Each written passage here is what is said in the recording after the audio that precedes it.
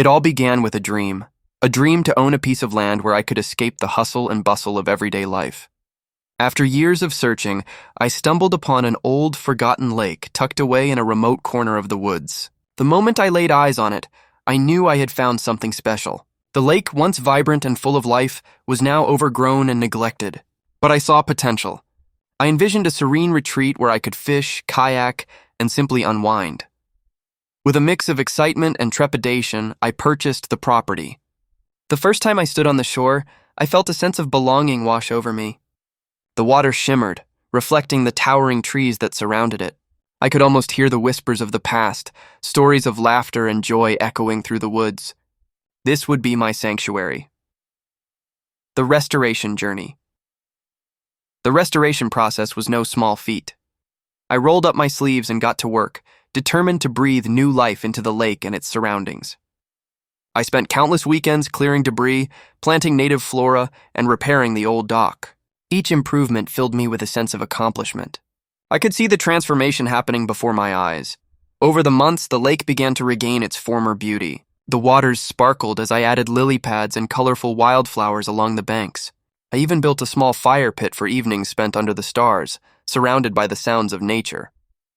My friends and family were amazed at the transformation, and I was filled with pride.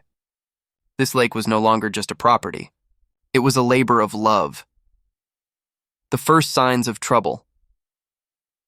Just as I began to settle into my new life, things took an unexpected turn. One sunny afternoon, while I was out on the dock, I noticed a group of people approaching. They were dressed in crisp polo shirts and khakis, the kind of attire that screamed authority.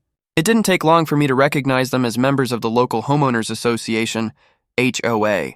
"Excuse me.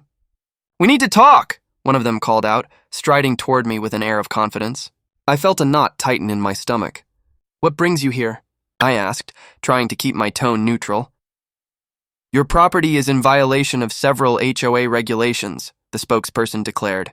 "We represent the community, and we need to discuss your ownership of this lake." My heart raced. "This lake is mine. I bought it legally, and I've been restoring it." "The HOA claims," the HOA representative smirked, glancing back at his companions as if they were sharing an inside joke. "You see, the HOA owns the rights to the lake and its surrounding land. You may own the property, but we maintain control over the waterway," he explained, his tone dripping with condescension. I couldn't believe what I was hearing. "How can you claim ownership of the lake?" "I have the deed right here." I gestured to the papers in my hand, feeling a righteous anger boiling within me. "Ownership is complicated," he replied dismissively. "We have a long-standing agreement with the previous owners that grants us control over the lake's use and maintenance. You'll need to adhere to our guidelines if you want to keep your property." A battle of wills as the conversation continued. I felt my frustration rising. "I've invested time, money, and love into this place. I'm not going to let you take it away from me," I shouted, my voice echoing against the calm surface of the water. The representatives exchanged glances, clearly not accustomed to being confronted. "You'll need to follow the HOA regulations or risk losing your property," one of them warned, crossing his arms. I was overwhelmed. I had worked so hard to restore the lake and create a peaceful retreat, only to have it threatened by a group that seemed more interested in control than community. I felt a determination rising within me. I wasn't going to back down without a fight. Researching the truth after the meeting, I dove headfirst into research. I spent days poring over property laws, HOA regulations, and historical documents. The more I learned, the more I realized the HOA's claims were shaky at best. There was no solid evidence that they had ownership over the lake. It seemed to be a power play, a way for them to exert control over the community. I reached out to local historians and neighbors, piecing together the history of the lake and its ownership. Many were unaware of the HOA's claims, and several even expressed their support for my battle against them. It felt good to know I wasn't alone. Gathering allies as I continued my research, I decided to hold a community meeting to share my findings and gather support. I invited neighbors and anyone who had an interest in the lake. To my surprise, the turnout was impressive. People filled the small community center, eager to learn about the situation. I presented my findings, sharing the historical documents and outlining the questionable nature of the HOA's claims. "We cannot let them dictate what we can or cannot do with our property," I urged. This lake belongs to all of us, and we need to stand together to protect it. The energy in the room was electric. Neighbors began sharing their own stories of frustration with the HOA, recounting instances where they felt bullied or intimidated. We quickly realized that we were all fighting the same battle, and our community was stronger together. Forming a coalition fueled by the collective outrage, we formed a coalition dedicated to defending our rights. We organized a petition to challenge the HOA's authority, gathering signatures from residents who supported our cause. It felt empowering to see our community unite for a common goal. We met regularly to strategize and plan our next steps. I took on the role of spokesperson, attending HOA meetings and voicing our concerns. I documented every encounter, capturing the HOA's evasive responses and contradictory statements. The more I learned, the more confident I became. The showdown. After weeks of preparation, the day of the HOA meeting arrived. Armed with our petition and a renewed sense of purpose, we gathered in the conference room. The atmosphere was tense, filled with the palpable energy of our determination. I stood at the front of the room, flanked by my neighbors. "We are here to address the unjust claims made by the HOA regarding the ownership of the lake," I began, my voice steady. "We have gathered evidence and support from the community, and we demand transparency and fairness in this matter," I began, my voice steady. "We have gathered evidence and support from the community, and we demand transparency and fairness in this matter." As I presented our case, I could see the board members exchanging glances, their confident demeanor faltering.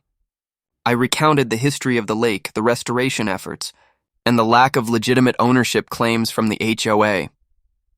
The room was thick with tension, but I pressed on. A turning point after a lengthy discussion, the board finally conceded.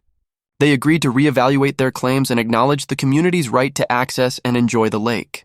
It was a monumental victory for us, a testament to the power of unity and determination. As we left the meeting, a wave of relief washed over me. We had stood up against the HOA and made our voices heard. The lake, once threatened, was now safe, a shared resource for the community. Embracing the future, returning to my lake after the meeting, I felt a sense of closure.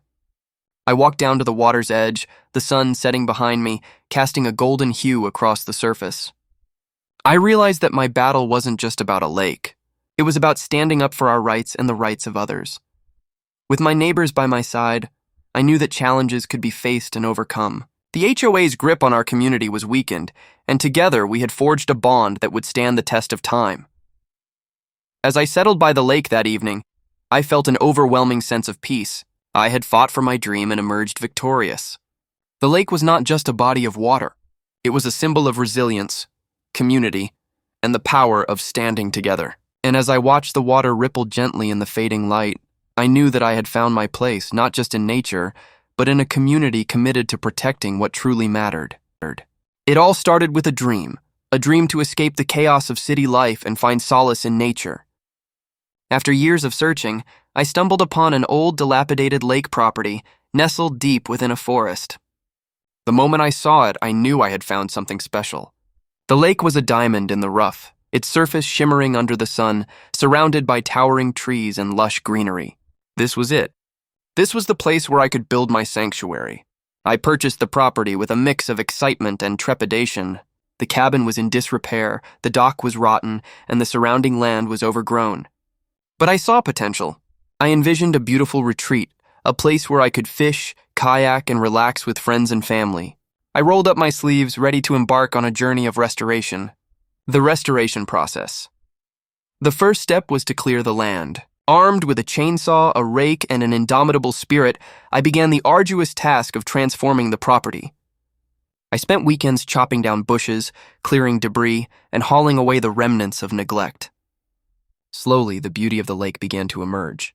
I repaired the dock, painted the cabin, and planted flowers along the shoreline. Each improvement filled me with pride, and I could almost hear the lake sighing in relief as it reclaimed its former glory. As the months passed, my hard work began to pay off. I transformed the cabin into a cozy retreat, complete with rustic decorations and comfortable furnishings.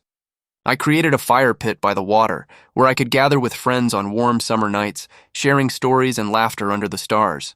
The lake was alive again, and so was I. Enjoying the serenity. With the restoration complete, I finally began to enjoy the fruits of my labor. I spent my days fishing, kayaking, and swimming in the crystal-clear waters. The tranquility of the lake provided a much-needed escape from the stress of daily life. I reveled in the beauty of nature, listening to the songs of birds and the rustling of leaves in the breeze. But just as I was settling into this blissful routine, I noticed something unsettling. One afternoon, while I was out on the dock, I spotted a group of people approaching. They were dressed in professional attire, with stern expressions that immediately put me on guard.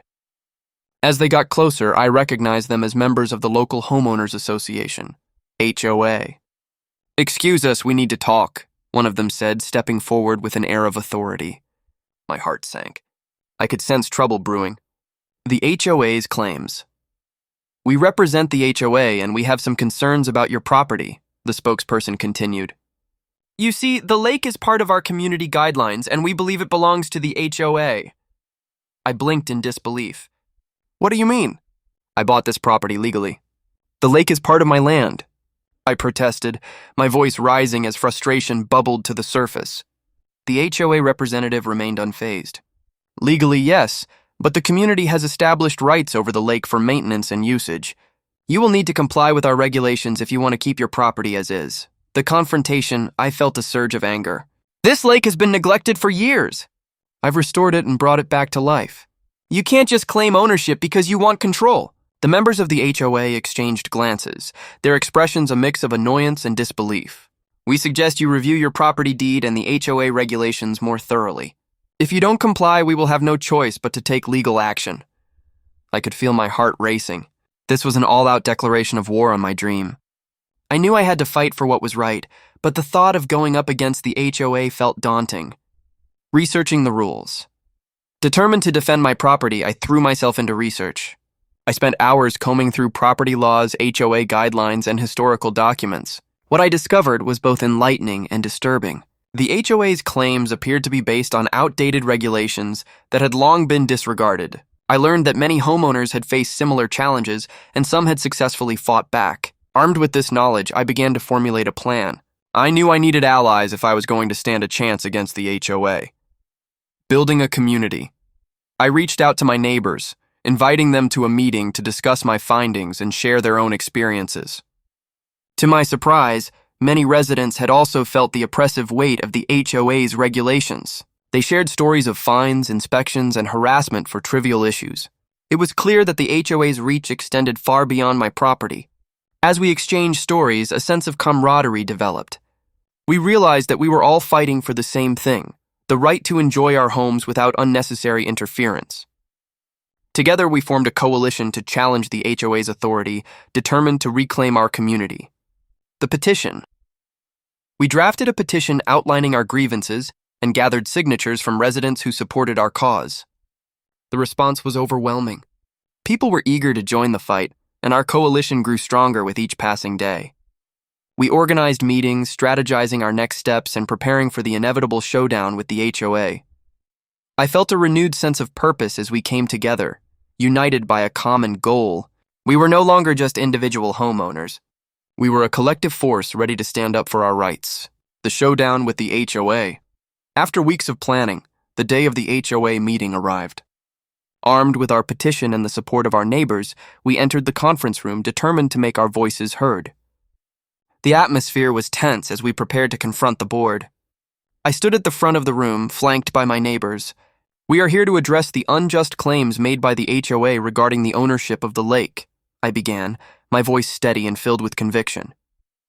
"We demand transparency and fairness in this matter." As I presented our case, I could see the board members exchanging nervous glances. I recounted the history of the lake, the restoration efforts, and the lack of legitimate ownership claims from the HOA. The room buzzed with energy as my neighbors chimed in, sharing their own experiences of frustration and intimidation. A turning point. After what felt like hours of discussion, the board reluctantly agreed to reassess their claims. They acknowledged that the community's ownership rights needed to be respected. It was a small victory, but it felt monumental given the uphill battle we had faced. As we left the meeting, a wave of relief washed over me. We had stood united against the HOA, and together we had made a difference. The lake, which had once felt threatened, was now secure, a shared resource for the community. A new beginning returning to my lake after the meeting, I felt a sense of closure. I walked down to the water's edge, the sun setting behind me and casting a golden glow across the surface. I realized that my battle wasn't just about a lake. It was about standing up for our rights and the rights of others. With my neighbors by my side, I knew that we could face whatever challenges lay ahead. The HOA's grip on our community had weakened, and together, we had forged a bond that would stand the test of time. As I settled by the lake that evening, I felt an overwhelming sense of peace. I had fought for my dream and emerged victorious. The lake was not just a body of water. It was a symbol of resilience, community, and the power of standing together. And as I watched the water ripple gently in the fading light, I knew that I had found my place, not just in nature, but in a community committed to protecting what truly mattered. Protecting what truly mattered.